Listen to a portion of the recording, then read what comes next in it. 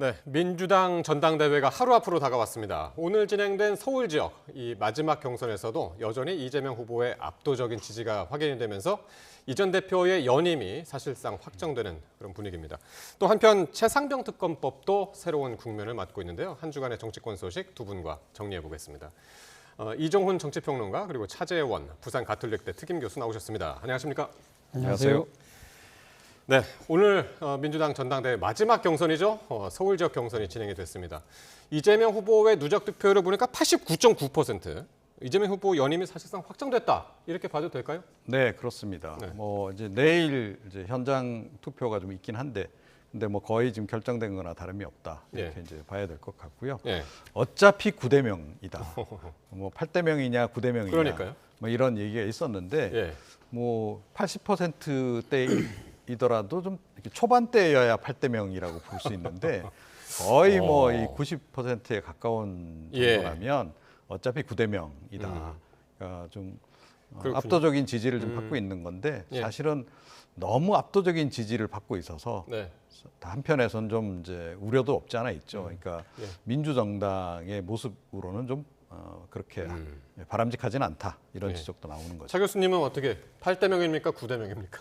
8대 0이든 9대 0이든 그 의미는 저는 사실 별 차이가 없다는 생각이 듭니다. 네. 어차피 9대 0이라는 그 자체, 8대 0이라는 그 자체가 압도적인 승리를 한다는 뜻이잖아요. 네. 사실 어떻게 보면 지금 90%에 거의 육박하고 있습니다만 좀 남아있는 그러니까 이제 여론조사와 대의원 선거가 남아있긴 하지만 제 생각에는 무난히 90%를 넘어가지 않을까. 그렇다고 한다면 9대 0이 될 것은 빤한 일이라는 생각이 드는데요. 문제는 한국 정당 역사상 이런 식의 압도적 승리는 상당히 유례가 없다는 것이죠. 예. 이러한 부분들이 어떻게 보면 이 당원들의 결집된 이 의사를 보여주는 한 측면도 있습니다만 어떻게 보면 상당히 추대 예. 분위기 같은 그런 느낌. 그러니까요. 그리고 또 이재명 대표의 민주당이라는 사당화. 그리고 더 나아가서는 이재명 일극체제라는 그런 측면들이 예. 있잖아요.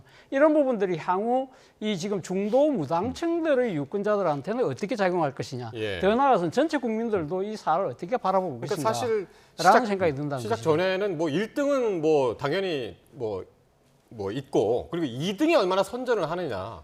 그게 상당히 관심이었는데 지금 두 자릿수도 안 되는 것 같습니다. 그렇죠. 그러니까 지금 9대 0이 된다고 한다면 나머지 후보들은 그러니까 두 자릿수가 안 되는 거잖아요. 네, 네. 자, 문제는 이거예요. 그러면 이게 소위 말하는 이재명 일극체제가 됐을 때 향후 민주당의 일종의 당의 노선이나 예. 이 지금 방향이 어떻게 갈 것이냐의 부분인데 물론 이재명 대표의 당에 대한 장악력이 상당히 강해지겠죠. 그렇기 예. 때문에 예. 소위 말하는 대여 강경 투쟁을 위한 정치적 동력을 충분히 확보할 수 있습니다만 예. 문제는 그 방향으로만 갈 경우에는 소위 말하는 이재명 대표의 집권 플랜에 네. 결코 도움이 되지 않을 것이다. 그렇기 때문에 알겠습니다. 노는 이야기가 소위 말하는 투트랙 알겠습니다. 이야기가 나오고 있는 것 같습니다. 그래서 이제 대표 경선은 확대명 확실히 이재명이 될 거다 그런 예상들이 많았고 결과도 그렇게 지금 진행이 되고 있는 것 같은데 지금 주의 깊게 보고 있는 건 사실 이제 최고위원 투표란 말이죠. 여기에서 오늘 좀 변동이 있었습니다. 이른바 명파리 발언 논란에 휩싸였던 정봉주 후보 서울 지역 경선에서 무려 6등을 했습니다. 네. 네. 순위가 확 내려갔죠. 네. 그러니까 정봉주 후보가 이제 김민석 후보한테 조금 밀리기 시작하면서 네. 좀 이제 위기감이 고조가 됐죠. 지금 보시는 것은 이제 누적이니까 누적에서는 2위에서 3위로 내려앉은 거죠. 예, 그렇습니다. 그런데 이제 김민석 후보 관련해서는 이재명 전 대표의 약간 발언도 좀 있었고 그래서 역시 이재명 전 대표의 픽은 김민석 아니냐 네. 그런 얘기가 있었어요. 그런 효과도 좀 이제 있었죠. 그러면서 정봉주 후보가 초반에 이제 1위를 가다가 조금 2위로 좀 밀렸었는데 네.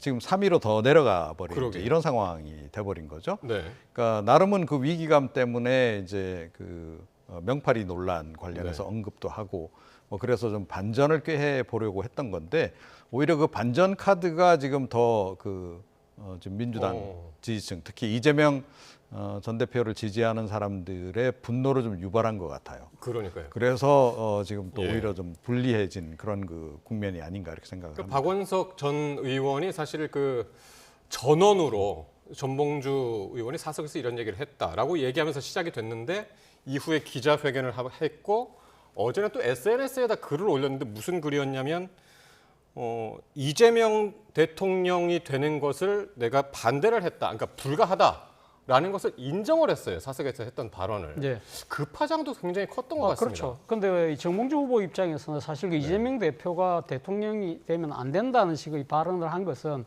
사실 그 기자들하고의 그 대화에서 나왔다는 거지 않습니까? 물론 네. 오프 더 레코드이긴 하지만 본인이 그 말을 한 것 자체를 일종의 소위 말해서 빼도 박도 못하는 그런 상황이 됐기 때문에 예. 사실 그 사실 자체는 인정을 하지만 그런데 내가 왜 그 발언을 했느냐?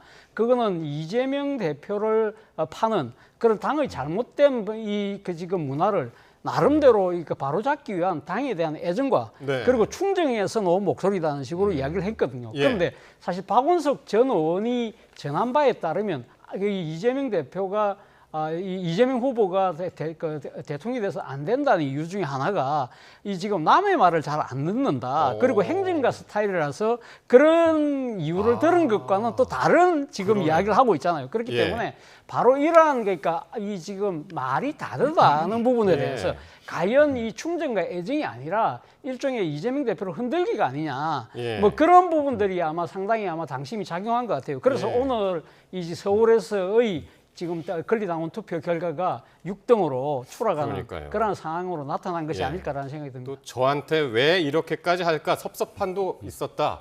어제 그 글도 이제 상당히 눈에 띄었고요. 결과적으로는 어떻게 될까요? 그 정봉주 후보가 지금 3인데 5등 안에 들 수 있겠습니까? 저는 뭐 5등 안에 무난히 안착하지 않을까 하는 생각이 네. 듭니다. 왜냐하면 지금 남아 있는 것이 지금 그 여론조사 30%하고 지금 대의원 투표 16%가 남아 있는데요. 네. 사실 지금 그 여론조사 같은 경우는 물론 국민의힘 지지자들은 그러니까 지금 그 답변에서 제외를 합니다만 네. 소위 말하는 일반 국민들의 민심이 상당 부분 당길 수 있기 때문에 어떻게 보면 정봉주 후보가 이야기했던 이재명 팔이라는 부분의 잘못된 부분 지적은 상당히 일반 국민들이 듣기에는 또 그럴 수 있겠다는 식으로 고개를 아하. 끄덕일 수도 있는 거거든요. 예. 그렇기 때문에 사실 이 정봉주 후보가 이 명팔이라는 이 이야기를 들고 놓은 이유가 예. 결국은 지금 여론조사를 겨냥해서 예. 일종의 순위의 반등을 깨하려는 전략적 그 노림수가 있는 것이 아닐까라는 이야기가 나온 만큼 저는 뭐 반등까지는 안 된다 하더라도 예. 뭐 오늘처럼 이렇게 이 지금 6.15까지 떨어지는 식의 예. 일종의 지지율의 추락세는 멈추지 않을까 하는 생각이 듭니다. 그러니까 참고로 민주당 전당대회 지금 민심 당심 구성이 어떻게 되어 있냐면은 권리당원이 56%고요. 그리고 대의원이 14%, 일반 여론조사가 30% 이렇게 되어 있는데 어떻게 보십니까, 교수님은? 예. 평론가님. 예. 뭐 근데 뭐 결론은 대략 정해져 있는 것 같습니다. 그러니까 결국은 이재명 후보의 픽에 따라서 좀 결정될 수밖에 없다. 그리고 사실은 이번 그 최고위원 경선 같은 경우는 차별성이 거의 없었다고 봐야 됩니다. 네. 뭐 정봉주 후보가 이제 막판에 뭐 약간 수박 논란 비슷한 거에 휩싸이긴 했으나 그럼에도 불구하고 기본적으로는 다 이재명 전 대표에 대해서 충성을 호소를 해서 득표를 하는 그런 전략을 다 모든 후보들이 예. 이제 택해 왔기 때문에 차별성은 별로 없고 이제 당원들이 보기에는 그래도 이재명 후보에게 보탬이 될 만한 사람. 네. 나중에라도 혹시 뭐 좀 약간 부담이 될 만한 발언을 할 만한 사람을 조금 예.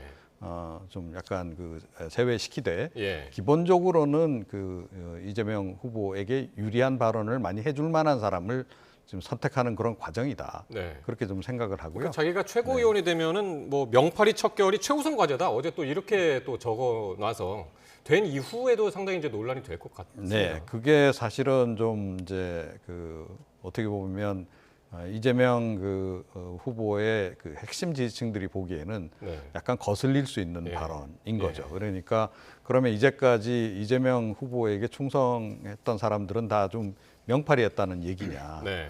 그럼 당신은 뭐냐 이제 이렇게 되는 거거든요. 네. 근데 본인도 사실 따지고 보면 이번 최고위원 경선 과정에서 이재명 후보에 대한 애정을 뭐 끊임없이 이렇게 표시하기도 하고 그랬단 말이에요. 예.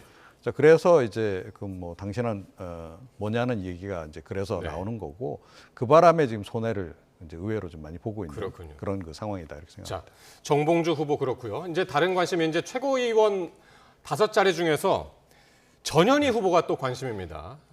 바로 엊그저께 바로 광복절 전날이었죠. 살인자 발언으로 여당과 대통령실에 반발을 샀던 전현희 후보인데 오늘 서울 지역 경선에서는 깜짝 2위에 올랐습니다. 물론 뭐 이 발언의 그 영향을 전혀 무시할 수는 없다는 생각이 듭니다. 아무래도 이 지금 그러니까 이 논란이 된 발언 때문에 민주당 지지층 입장에서는 상당히 주목도가 클 수밖에 없는 거잖아요. 네. 그리고 또 한편으로는 이 지금 그러니까 이 살인자라는 이 발언 자체의 상당한 이 지금 부적절한 부분은 분명히 있습니다만 지지층 입장에서는 사실 이 지금 권익위의 부패 담당 국장이 이 극단적인 선택을 한 그 네. 배후에는 정권의 잘못이 있다는 부분에 대해서 예. 아마 이 민주당 지지층들은 상당히 아마 공감을 하고 있을 거거든요. 그렇기 네. 때문에 지금 그 전현희 이 후보에 대해서 지지가 좀 더 모아진 측면도 있고 또 한편으로는 이 사실 이 지금 전현희 의원의 지역구가 지금 서울 성동이잖아요. 네. 이 지금 이 후보자들의 각 이제 득표상을 보면 소위 말하는 이 홈그라운드 어드밴테이지를 상당히 많이 살렸거든요. 그러니까 따지고 보면 서울에서 열렸기 때문에 전현희 후보도 오늘 또 홈그라운드 어드밴테이지도 얻은 측면도 있어서 그 그래서 이제 두 가지가 그러네. 합쳐지면서 예. 상당히 그러니까 좀 지지율이 반등하는 이 측면이 분명히 있습니다만 예. 앞으로 향후 저는 최종 결과도 아마 전현희 후보가 무난히 5위 안에 안착하지 않을까라는 생각이 듭니다. 그러니까 순위표 보면은 어쨌든 요 바로 서울 지역 직전까지만 하더라도 이현주 후보가 5위, 그 전현희 후보가 6위, 상당히 이제 박빙의 득표 차였는데 네. 그걸 이제 단번에 뒤집어 버린 결과가 됐습니다. 네, 그렇죠. 네. 그래서 사실 이번 발언 놓고도 이게 뭐 실수였느냐, 의도된 발언이었느냐, 뭐 서로 지금 관측이 좀 다르게 나오고 있긴 한데 저는 상당히 의도된 발언이었다라고 좀 생각을 합니다. 그래서 가능하면 이제 자력으로 지금 이제 그 5등 안에 들어서 최고위원이 되는 네. 사실 이제 여성 같은 경우에는 순위 바뀌더라도 여성 최고위원 한 명 이제 임명할 수 있도록 이제 돼 있기 때문에 네. 어차피 이제 포함될 가능성이 높긴 한데 그렇더라도 이제 가능하면 자력으로 들어가면 훨씬 네. 더 좋은 거죠. 그렇죠. 그리고 사실은 지금 최고위원들 간에 그러니까 뭐 1위 김민석 후보 제외하고 네. 2위부터는 그렇게까지 이렇게 퍼센테이지 차이가 많이 안 납니다. 예, 그래서 네. 아마 더 좀 확 끌어올리고 싶었던 네. 그런 좀 욕구도 좀 있지 않았을까. 아하. 그런데 이제 사실은 어떻게 보면 네. 이재명 전 대표의 핵심 지지층들, 이른바 개딸이라고 하는 불리는 분들 입장에서는 딱 마음에 드는 아하. 그런 코드에 딱 맞는 발언을 사실은 이번에 화끈한 발언을 한 한 거군요. 것이죠. 그래서 예. 반응도 좀 뜨거웠던 게 아닌가. 그래서 생각합니다. 그런 발언들을 보면은 사실 김병주 후보도 요번에 전당대회 시작 전까지만 하더라도 최고위원이 될 수 있냐 없냐 이런 얘기를 했었거든요.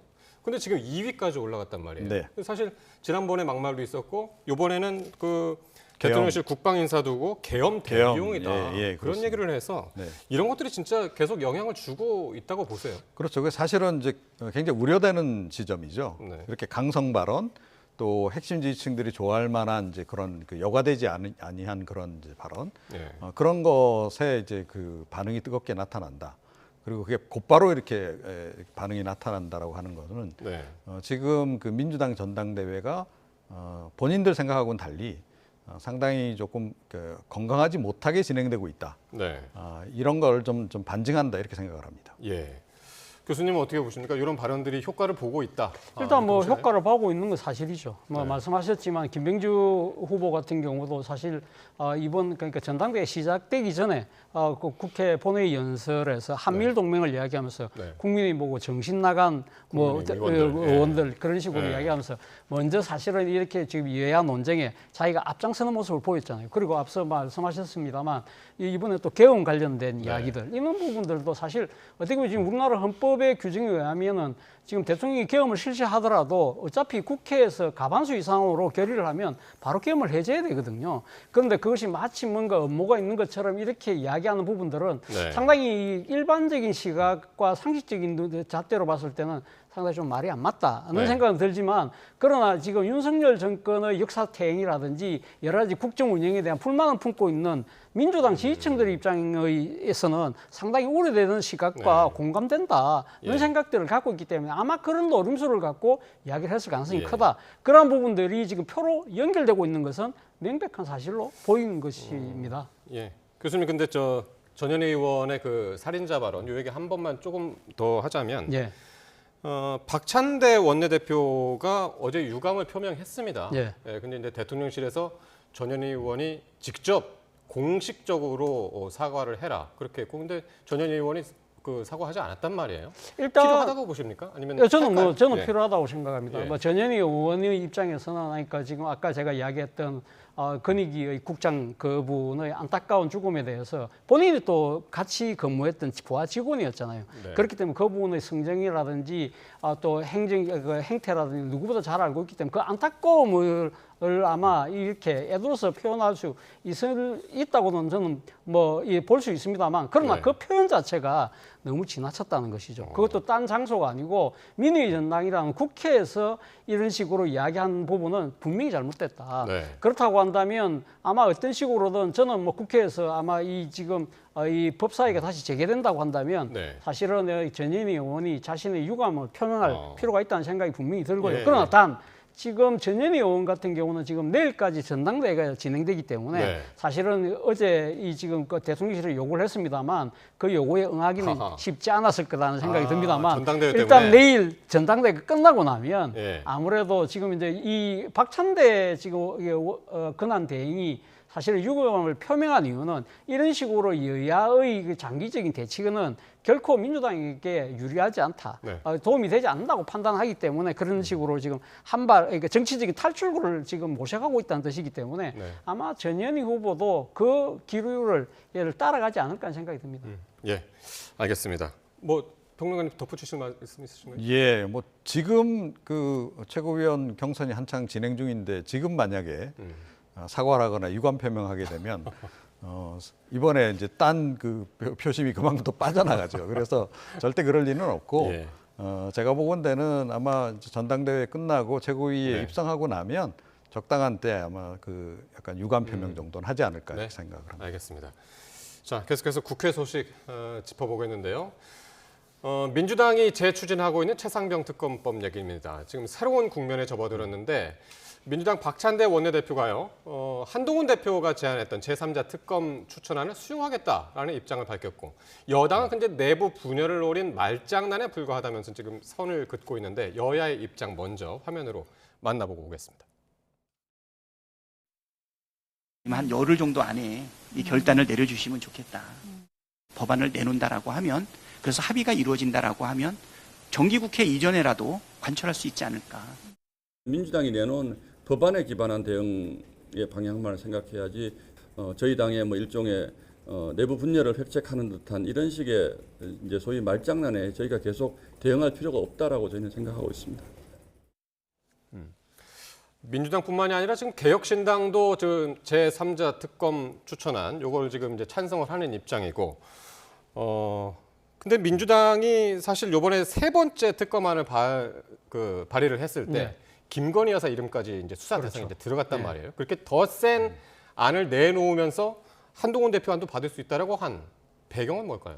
일단 뭐 지금 한동훈 대표가 지난번 이 전당대회 출마하면서 지금 특검법을 받아야 된다. 그렇지만 지금 제3자가 추천하는 방식으로만 만들어야 된다는 식의 이 조건을 내걸었지 않습니까? 네. 바로 그 때문에 사실은 지금 야당이 지금 이렇게 독주를 하면서 통과시켰던 최상위 특검법이 두 번이나 다 대통령 거부권에 맡겼잖아요. 네. 그렇다고 한다면 이번에 세 번째 더 독하게 발의를 하긴 했습니다만 예. 현실적으로 통과되기는 거의 불가능하거든요. 네. 그렇다고 한다면 민주당 입장에서는 정치적 실리를 챙기자는 생각을 분명히 했겠죠. 그렇기 때문에 사실 거기다가 한동훈 대표가 지금 제3자 추천 방식의 특검은 우리도 발의하겠다는 이야기를 했기 때문에 예. 그 약속을 지켜라고 압박도 할 수 있는 것이고요. 네. 또 한편으로는 지금 그러니까 그 문제는 한동훈 대표가 지금 공약했던 제3자 특검법의 발의에 대해서 지금 당내에서의 전반적인 기류는 전혀 반대의 입장이거든요. 네. 그렇다고 한다면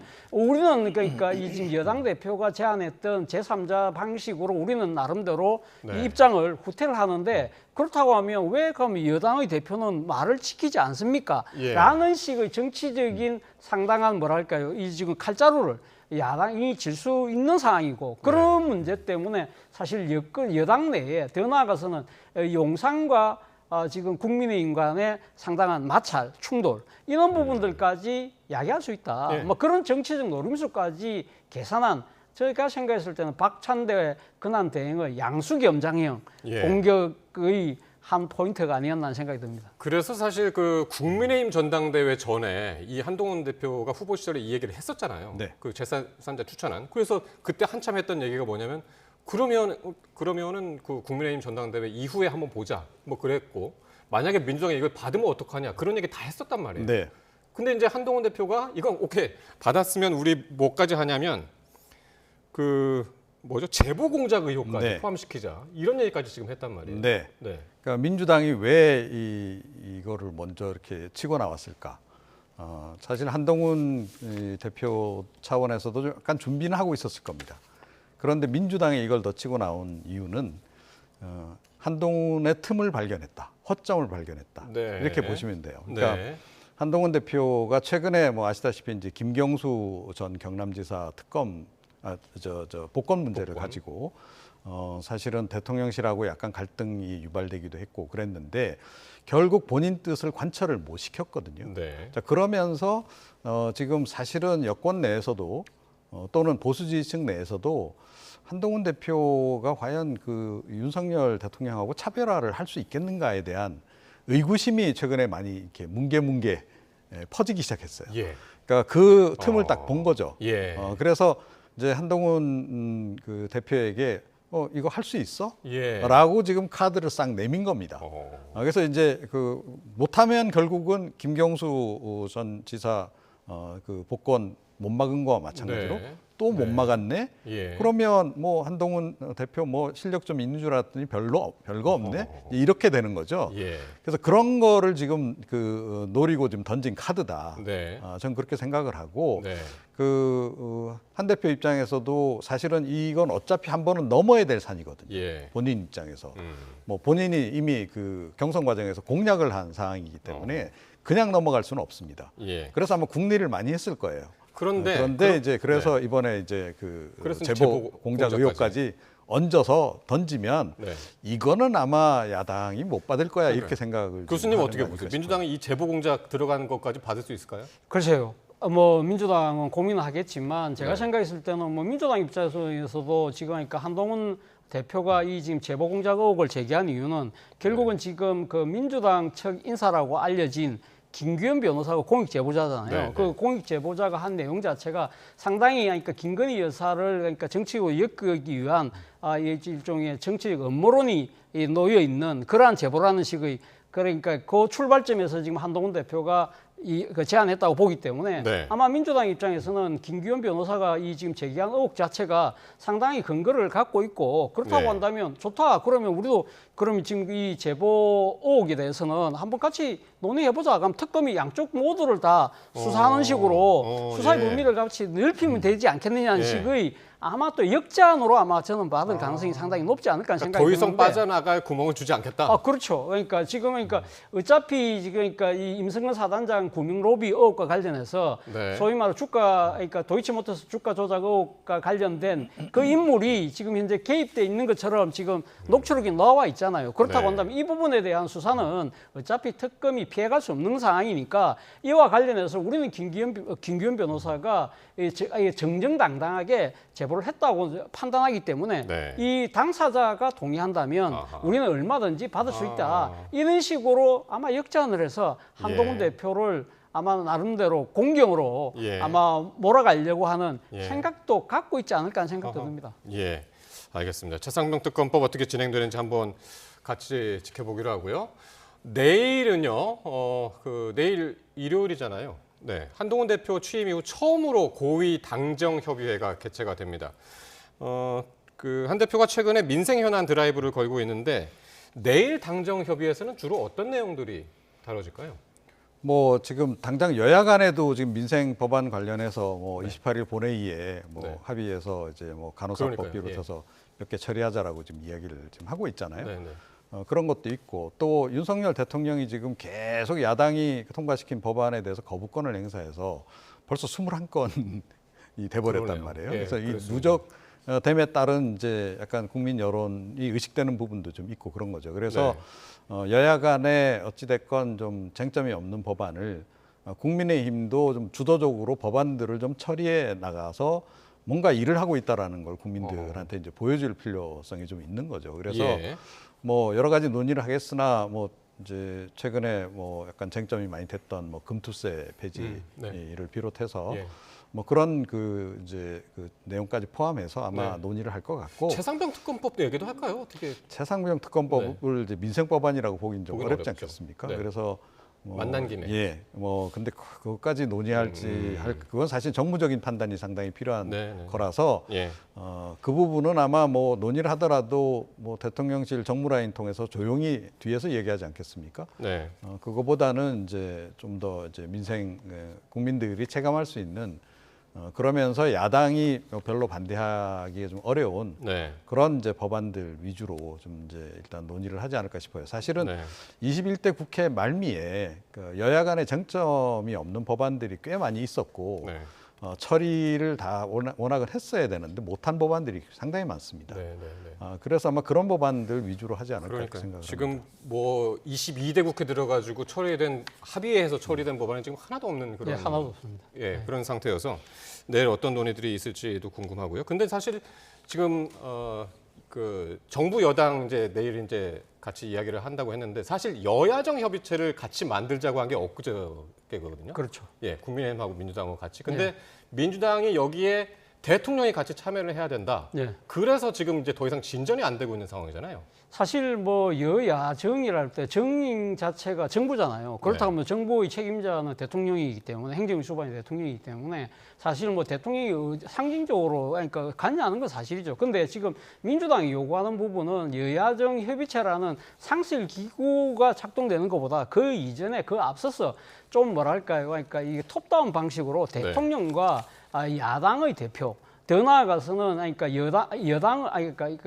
여당의 대표까지 해서 네. 삼자 회동을 통해서 뭔가 이 전국에 대한 물꼬를 먼저 털자 네. 그런 의미가 상당히 강한 것 같아요. 그렇기 때문에 지금 초기에는 여야 영수회담을 이야기했다가 그런데 그 부분과 관련해서는 그러니까 여당 같은 경우가 대표가 빠질 경우에 상당히 또 지금 진도가 안 나갈 수 있으니까 네. 민주당이 한 발 양보를 하는 듯 하면서 좋다 그러면 뭐 한동훈 대표도 같이 해줘도 된다. 네. 그 이야기를 하는 거 보면 지금 민주당 입장에서는 전당대회가 끝나고 나면 네. 대여강경 투쟁 모드 플러스 알파로 좀 그러니까 실용주의에 의한 예. 뭔가 좀 민생 법안을 좀 이렇게 하나하나씩 그러니까 해결해 나가기 위해서라도 여야정의 상실 협의체가 되기 이전에 좀 톱다운 방식의 여야 영수 순회들끼리의 일종의 물꼬를 털 수 있는 전격적인 정치적인 딜, 뭐 예. 이러한 아마 시간과 공간을 지금 요구하고 있는 것이 아닐까 하는 생각이 듭니다. 그러니까 이번 주에 내일 민주당 전당대회가 끝나고 이제 대표가 이제 선정이 되고 그 이후에 이제 본격적으로 이제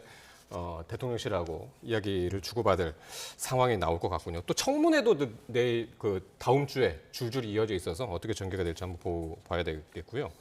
이번 주 한 주 그 점검하는 지금 시간이니까요. 검찰이 지금 문재인 전 대통령 부부에 대한 계좌를 조사 중인 걸로 지금 알려져 있고 문 전 대통령의 전 사위죠 서모 씨의 특혜 채용 부분에 대해서 그 의혹을 파헤치기 위해서인데 이 부분은 어떻게 보시나요? 이 사안은 이제 이미 그 문재인 정부 시절에 이제 이슈가 됐었죠. 네.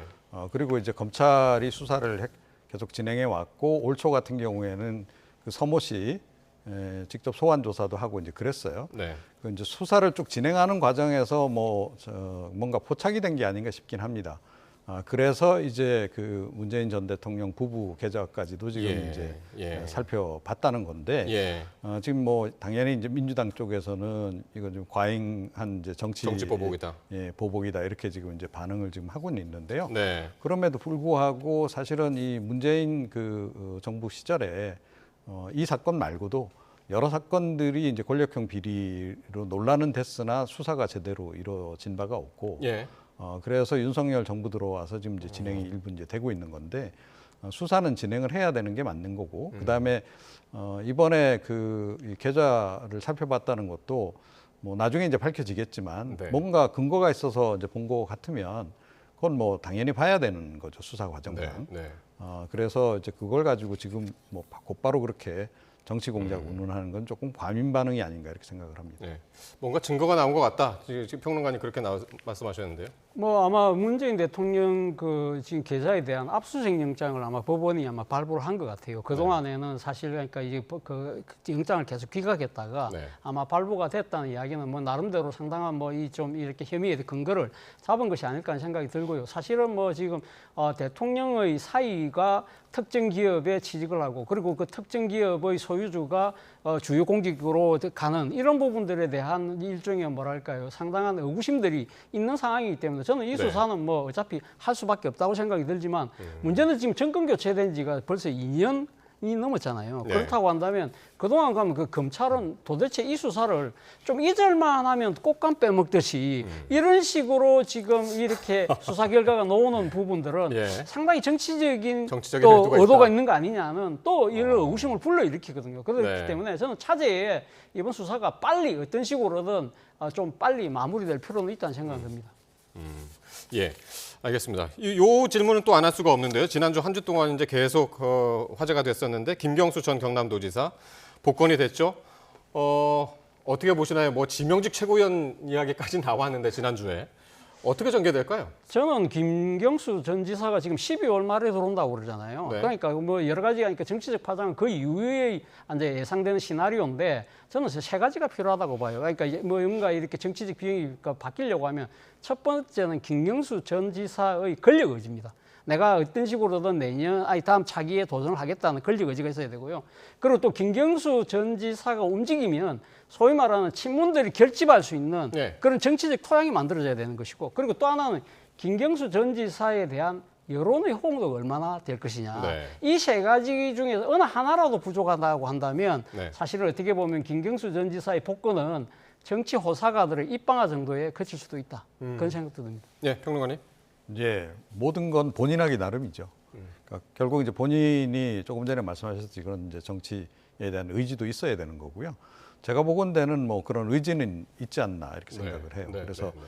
아마 대권에 이제 분명히 도전하려고 이제 할 것이고 네.